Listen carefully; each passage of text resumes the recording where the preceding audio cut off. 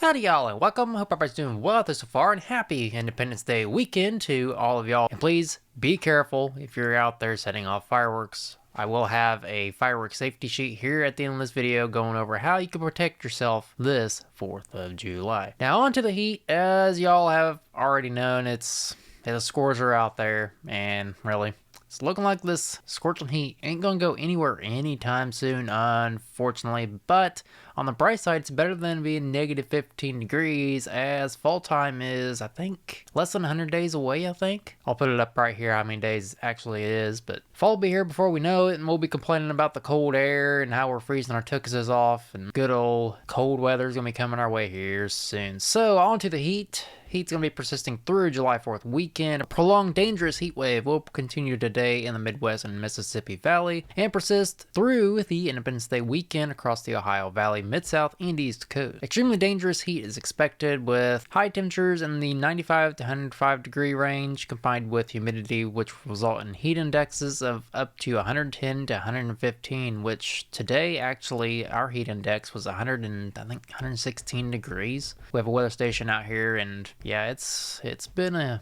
scorcher here this week, and really it's not going to go anywhere anytime soon. All you got to do is pretty much just stay hydrated, make sure you drink plenty of fluids, keep those electrolytes in you. Coconut water is great for this kind of heat. Lemon water is great too. Make sure you have all those electrolytes in you and plenty of water for hydration, and stay cool as well. So I know you are most likely already sick of this hot weather and want to know, well, what is it going to look like on Independence Day night for our fireworks? Well, I know I'm putting the cart before the horse here, but I did create a graphic here. It's not accurate by no means, created by AI, but hey, gotta roll with it, right? But here is the rough estimate of what the weather will look like here on Independence Day night. We'll still go over the models here in a little bit, but it's looking like the western part of the country is going to be good to go. The middle part of the country all the way up here into the northeast, all the way into New York. Giving y'all a caution here for it being either good to go or not good to go. So some areas could be good, some areas not so good. But down here in the southeast, all the way into Texas, definitely going to be issuing a red flag down there of not recommended at all. So rough estimate here, but we'll go ahead and get into the models here. And of course, please check local forecasts the morning of July 4th, because forecasts can always change. So on to the weather models here.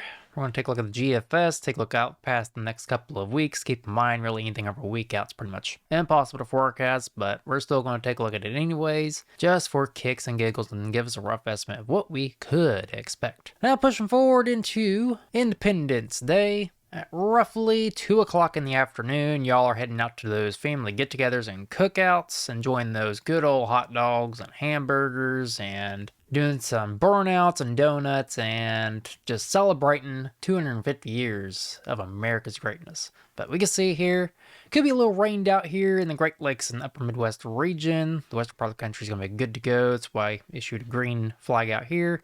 Yellow flag here in the central part of the country, because some areas could come in on scattered showers and thunderstorms. Northeast, I would also probably give y'all a yellow up here to possibly red conditions up here in New York, Connecticut, New Hampshire, and Maine. The rest of the 13 colonies down here in the East Coast, gonna be good to go though, as of 2 o'clock in the afternoon tomorrow. But push off into roughly 11 o'clock in the evening. It's looking like it's going to be a washout here for much of the eastern part of the country. Florida, up here into Indiana, Ohio, Illinois, definitely up here by Wisconsin and Michigan. Going to be rained out over here, especially in the central part of the country. Into Texas, western part of the country is going to be good to go though, but eastern part of the country, not so good out there. So I'll be dipped. It's not going to be a good fireworks show for y'all out there, unfortunately. But regardless, rain or shine, whatever, get out there and celebrate America's 250 years of greatness. Now, before we get into fireworks safety, I do want to show y'all the temperatures. I know y'all pretty much know it's going to be hot because it's summertime. What else is new? But take a look at the temperatures real quick, all the way out into July 4th, we can see today here on July 3rd, if anybody's watching here on July 3rd, it's going to be a scorcher again. And on July 4th, another scorcher is going to be taking place. As of 5 o'clock in the evening, y'all are most likely still having those family get-togethers and doing the burnouts and donuts and eating hot dog, all the great American stuff that we all do here on Independence Day. And I know most people get drunk as a skunk. Please don't set off fireworks if you're going to be drunk as a skunk, because that's not really a good idea. But head off into Independence Day night. You can see 11 o'clock. It's not going to be as bad as it is during the daytime, obviously. And we can see the apparent temperatures of that time. And we can see the dew point. This is the area that you can wear. It'll be pretty sticky out there, even though it's going to be in the mid to low 80s. So they're going to be pretty sticky out there, so definitely be prepared for that. And back to the precipitation here. Be prepared for a lot of precipitation here in the eastern part of the country and a washout for most areas. I know some areas, they get in some fireworks here and there. Even though if it rains, they still get in some fireworks here and there once the rain clears out. So definitely be prepared for a washout in some areas. Some areas could be good to go here in the southeast. Some of the 13 colonies here in Georgia, South Carolina, and North Carolina is going to be good to go. Connecticut, New Hampshire is going to be good to go. I'd say Maine as well. Some areas in New York is also going to be good to go, but mostly not good to go here in parts of New York, especially in Pennsylvania. But referring back here to the graphic I created via AI, of course, we can see western part of the country obviously going to be good to go. Here from, I would say, New Mexico into New York, I would use caution. Some areas could be good to go, but some areas obviously not going to be good to go. Down here in the southeast, not going to be good to go. Some areas could be all right, though, here in the Carolinas into Georgia, but I would just use caution down in these areas, of course. So now that I've yapped my jaws enough about being good to go or not good to go, and it's going to be pretty much hot for everybody, let's go and get into some fireworks safety. Of course, only responsible adults should handle and light fireworks. Children and overly confident amateurs should step back. But I remember when I was a kid, went to the fireworks store and we got those little toy car firework looking things, and those things are safe to set off. Really no issues with those, so I would say probably just set those off and maybe have a parent or guardian be with you when setting those off, and you can set off some bottle rockets as well. Those are pretty fun. Other than that, keep a bucket of water or a hose nearby at all times. It's better to be prepared than explain why your lawn is now a crater. Obviously, it's definitely a good idea. And please use fireworks outdoors only. Shouldn't have to be saying this. This is common sense, but I know common sense ain't too common nowadays, so your living room is definitely not a launch pad. Never relight a dud firework. This is a common one. It's happened to us before, where we light one and we're like, oh, it's a dud. That one's junk, Chinese junk. And then it just boom, lights up. So just wait about, I would say, 20 minutes. Don't go near it, then soak it in water. Curiosity is not worth losing fingers over. And please do not point fireworks at people or animals. It's not funny and it's just not safe at all. It's not a game of explosive dodgeball. Those poor animals. Wear eye protection. Your eyes are not fireproof despite what you might think. Like I said earlier, do not drink and light fireworks. Alcohol and explosives are definitely a bad combination, and I'll actually show you an animation here in a little bit of somebody putting a firework down their pants. Freaking idiot, but keep your pets indoors and safe. Fireworks can be terrifying for dogs and cats. Animal shelters across the U.S. typically see a 30 to 50% increase in lost dogs in the days after July 4th. As panic pets run away from the noise, as well as cars too. Car that goes by here every day pops and bangs, and it's annoying and it scares the dogs and cats. So definitely keep those cats and dogs inside. Shut the blind. Play loud music for them. They'll be just fine. And last but not least, soak all used fireworks in water before throwing them away. Many still have enough spark left to cause some problems. And of course, check local laws before using fireworks. I know some places don't allow fireworks, especially in the national parks. In California, which is a communist state. Feel bad for anybody living out there. Pretty state, but communists out there, of course. So definitely check your laws before using fireworks, of course. And when in doubt, enjoy a professional fireworks show instead. Stay safe and keep your pets close. So definitely don't be like this guy here on Independence Day or this guy.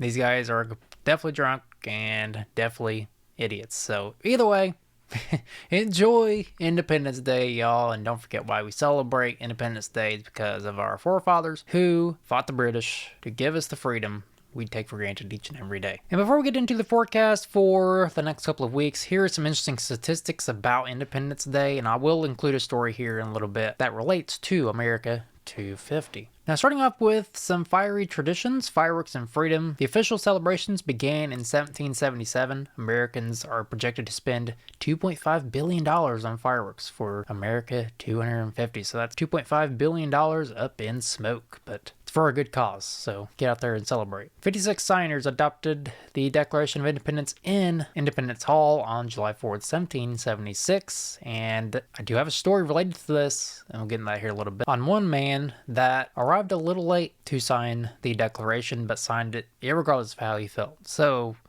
then and now, from 2.5 million to over 340 million citizens back in 1776 and 13 colonies, we had 2.5 million people. And of course, nowadays we have 340 million Americans. Now, of course, the all-American tradition, y'all like eating your hot dogs. It's over 150 million hot dogs are eaten, by the way, on Independence Day alone. And of course, presidential legacy, 3 presidents died on July 4th, Adams, Jefferson, and Monroe. That's pretty interesting. I found that one to be very fascinating. I never knew that. So those presidents died on Independence Day. And last but not least, we had the Liberty Bell symbolically tapped 13 times, once for each original colony. So those are some interesting statistics about this Independence Day. And of course, I'll be putting more on X and Facebook, so make sure you go follow those pages to learn more about this Independence Day and the backstory about it as well. Now, on to the Independence Day story. Heroes of 1776. Caesar Rodney's midnight ride and Washington's resolve. The courage that forged America's independence back in July of 1776. In the summer of 1776, as the 13 colonies stood on the brink of revolution, 2 extraordinary acts of courage helped secure the birth of a new nation. In Philadelphia, George Washington, commander of the Continental Army, carried the heavy burden of British tyranny. For over a decade, the colonies have suffered under unjust taxation without representation, and we're still being taxed to this day, which is an ungodly amount, and our infrastructure is still garbage, but I digress. The taxes included the Stamp Act, Townshend Acts, and the Tea Act of 1773, which had ignited the fierce resistance. The intolerable acts that followed only deepened the resolve of patriots from Massachusetts to Virginia. While Washington prepared his army in New York, the Continental Congress debated independence. On July 2nd, the fate of the Revolution hung in the balance. Delaware's delegation was deadlocked. Caesar Rodney, suffering from advanced facial cancer and asthma, was in Dover when he received an urgent message. His vote was desperately needed, despite his doctor's warnings. The 47-year-old patriot mounted his horse and rode nearly 80 miles through a violent thunderstorm and pouring rain. Exhausted and still in his muddy boots and spurs, he arrived at Independence Hall just in time to cast Delaware's deciding vote for independence. So that is very interesting there about Caesar Rodney and how he dealt with some adverse health effects and still went to do his duty, irregardless of how he felt. So that is a brave patriot right there. Now, 2 days later, on July 4th, Congress adopted the Declaration of Independence. When news reached Washington, he ordered the document read to his troops on July 9th. The soldiers, many bearing the scars of poverty worsened by British taxes, listened intently for the words rang out, "For imposing taxes on us without our consent." The troops cheered. Their cause was not mere rebellion. It was a defense of their God-given rights to life, liberty, and the pursuit of happiness. The Declaration was more than parchment to Washington and Rodney. It was the culmination of years of sacrifice and a clarion call that ordinary men could stand against tyranny. Rodney's stormy ride and Washington's steadfast leadership helped launch a nation that now celebrates its 250th anniversary in 2026. So as America marks 250 years of liberty, these stories of resilience and courage remind us that independence was secured not by inevitability, but by determined individuals who risked everything when duty called. So definitely some brave patriots right there, and we need some brave people nowadays here in America. We have a lot of wimpy people here in America nowadays. Some are strong, but most are weak, of course, done on purpose, but definitely some brave men and tough men back in those days, and we need those men nowadays because our country needs it. I was going to save that story at the end of the video, but decided to go ahead and do it, so hopefully y'all enjoyed that. So now on to the forecast for the next couple of weeks after Independence Day. The day after, as y'all are picking up those fireworks from the yard, hopefully you have those soaked in some water or just safely discarded, of course, and hopefully y'all kept your fingers in the process, and most likely y'all are hungover at this time of day on Sunday. It's looking like it's going to be remaining dry out west, drying out here in the central part of the country, but still some scattered showers here out east. Now it's looking like as we begin the week here on Monday, July 6th, as y'all are heading back to work and the kiddos are unfortunately getting ready to head back to school here soon. I did see some back to school commercials on, and it's coming, unfortunately, for y'all. Seems like this summer vacation is going pretty quickly. Remember when I was a kid, summer vacation, it seemed like after July 4th, school would be here before we knew it. So get ready for that. But anyways, here on Monday, July 6th, it's looking like that rain's starting to head out, and it's looking like we're going to be heading into a relatively dry and quiet weather pattern as we head into the middle of next week. Could be coming in on some heavy flooding and maybe some severe thunderstorms here in Iowa by the middle of next week. And it's just looking like we're going to remain in this soggy pattern yet again here out east and here in the central part of the country. So definitely prepare for what could be a very soggy pattern as we head into the July 12th time frame. But out west, it's looking like it's going to remain dry out there though. And of course, further we head out, the more uncertainty there is. We are definitely heading into La La Land from here. So as we take a look at the precipitation outlook from July 8th through the 12th, we can see that the western part of the country here is going to be well below average, while the eastern part of the country here is going to be well above average, as well as here in the southwest.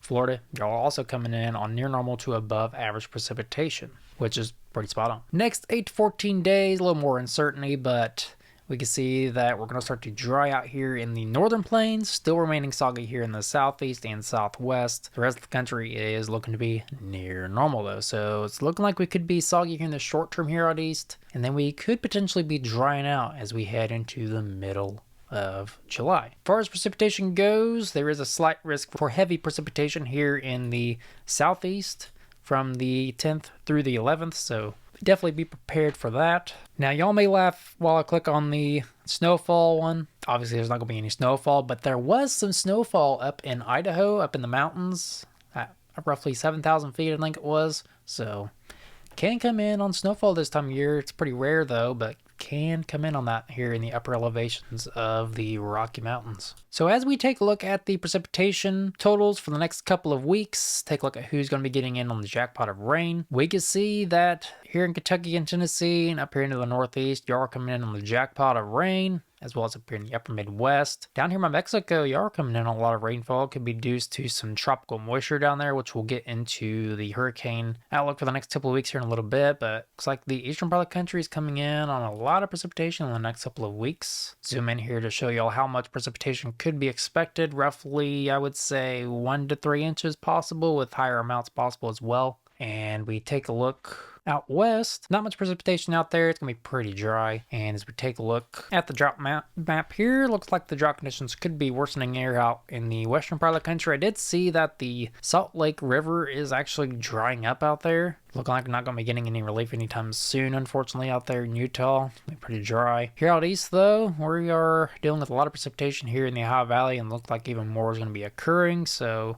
some areas that are in a drought here in the southeast could be coming in on some drought relief, especially down here in Florida. Now, we take a look at the global tropics hazards outlook for the next couple of weeks. Been a while since I've looked at this, but it's looking like there could be some tropical activity here in the Atlantic based on the tropical cyclone activity down here on the bottom. Roughly a greater than 60% chance here in the Atlantic. In the Pacific, good odds down there, so there could be some tropical activity in the next couple of weeks. So let's go ahead and get into that. And as we take a look at the next 7 days here on the National Hurricane Center, they're showing us that there's no tropical storms expected in the next 7 days. Next couple of days, definitely no activity there in the Atlantic, so that's some good news. Pacific Basin, we do have Douglas out here, which is a post-tropical cyclone. Looks like it's going to be fizzling out in the next couple of days.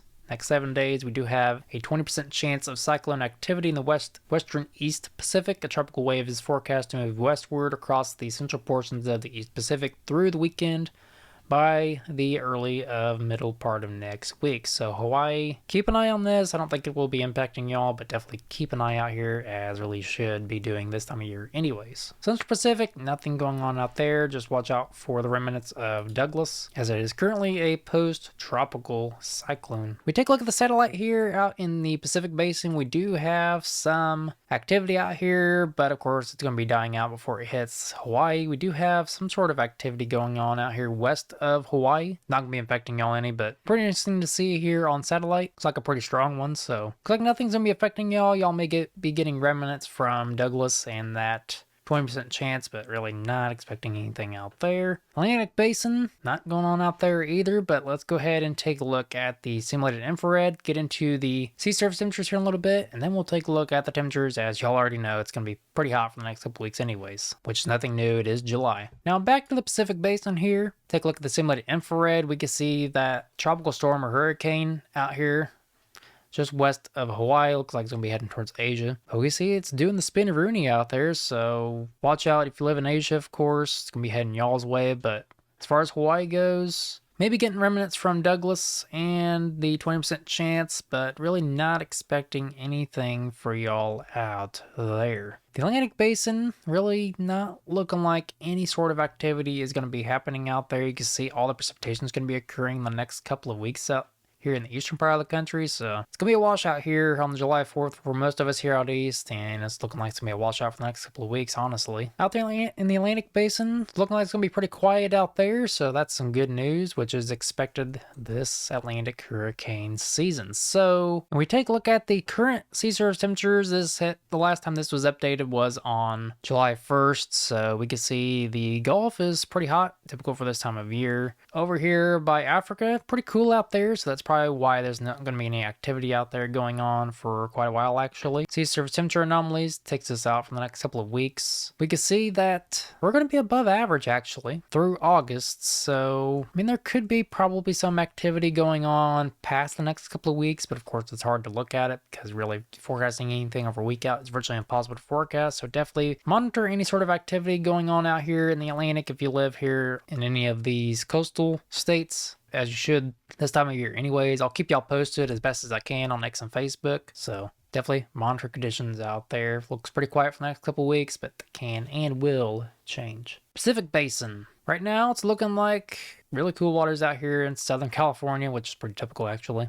Down here in Mexico, in the Baja, pretty favorable down there, but head towards Hawaii, little cooler waters out here, but still remnants of Douglas and that 20% chance could still affect you guys out there. And we do have that hurricane or tropical storm out there east of Asia. And let's actually take a look at the Hurricane Center. We can see they don't have really anything on there, so I'll definitely have to do more digging on that to show you all on X and Facebook, but we do have some activity going on out there west, really far west of Hawaii, so that's pretty interesting. But take a look at the sea surface temperatures going on here. Past July 5th, we can see that actually going to be heading into some well below average territory here just west of Mexico, so I would say that the chances of any sort of tropical cyclone activity for the next couple of weeks is slim to pretty much none here. That's why they only shoot a 20% chance of that. Now, a chance is a chance, keep that in mind, but I'm thinking really nothing's going to be affecting Hawaii in the near term, except for the remnants of Douglas and the 20% chance, like I mentioned earlier. So, now that I beat the dead horse on the precipitation and the hurricane outlook for the next couple of weeks, as it's looking like it's going to be pretty quiet in both basins, let's go ahead and get into the temperature out. And as we head back to the Climate Prediction Center, we can see the main hazard for the next couple of weeks is going to be the heat. So we can see extreme heat is going to be expected from the 12th through the 15th up here from Washington down here into Texas. So definitely be prepared for that. Really, it's pretty typical for this time of year,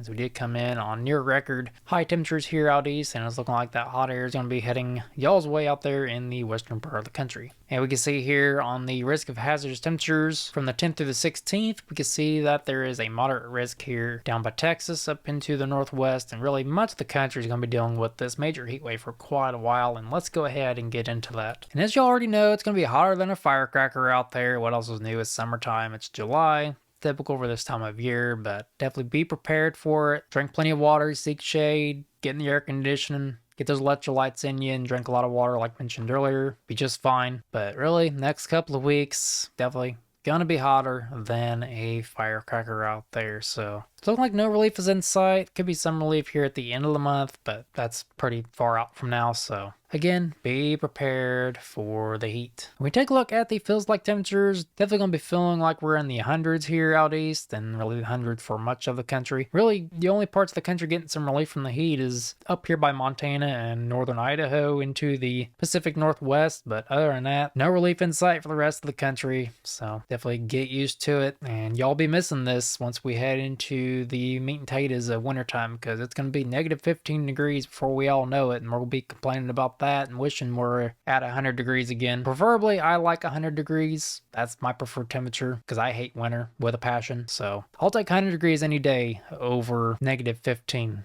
because once I get cold, I never get warm.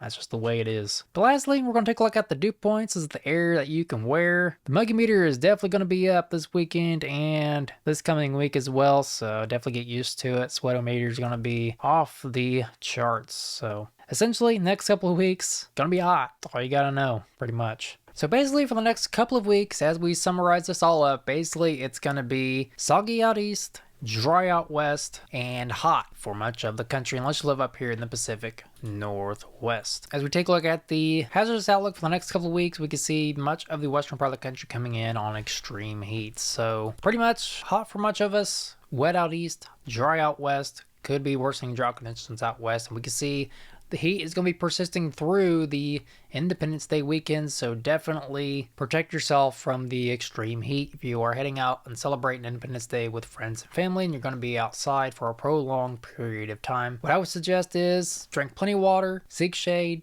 get those electrolytes in you. Coconut water, lemon water are the best. Even those little electrolyte packets, those are good too. So definitely prepare for the heat this Independence Day weekend and even past Independence Day weekend as well. And here is the forecast for Independence Day. I know this is going to be off for some of y'all, but I would bet the horse that the western part of the country is going to be pretty dry out there and hot as well. Here from New Mexico to New York, use caution. Some areas could be dry. Some areas could come in on rain. Just please check local forecast the morning of July 4th, of course. Here in the southeast, some areas could be good to go, by the way, as well. I did create this last night, so morning models did update. So here in the Carolinas, I would say y'all are probably good to go. Please use caution. For the rest of the southeast, definitely going to be not recommended. Some thunderstorms are going to be likely down there. So either way, get out there and celebrate Independence Day and celebrate America 250. Irregardless, rain, shine, heat, any sort of weather conditions, get out there and celebrate 250 years of America's greatness. And again, as a reminder to please be safe this Independence Day. So don't blow your fingers off, don't blow yourself up, don't be a retard here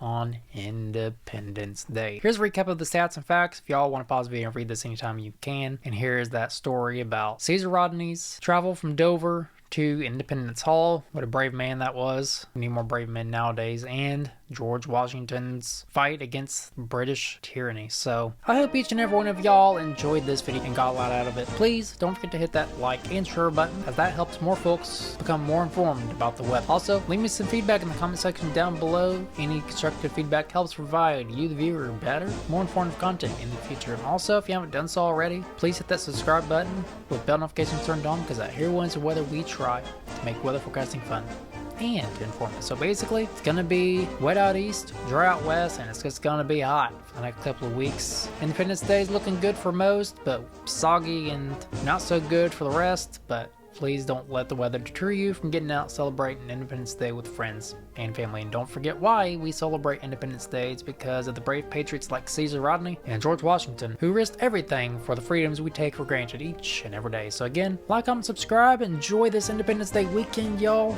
Happy America 250 to everybody celebrating, because America is one of the greatest countries in existence. As long as we the people defend it and protect it, it will forever be a great nation. And hopefully we celebrate another 250 years of America. So again, like, comment, subscribe. Appreciate all of y'all for watching. Happy Independence Day, and of course, never stop forecasting.